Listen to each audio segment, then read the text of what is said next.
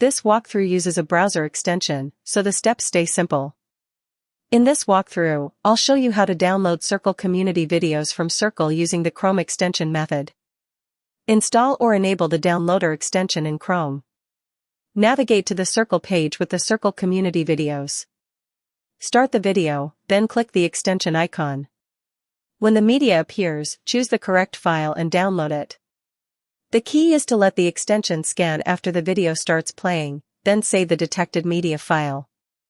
Only download content you have permission to save, and follow the platform's rules.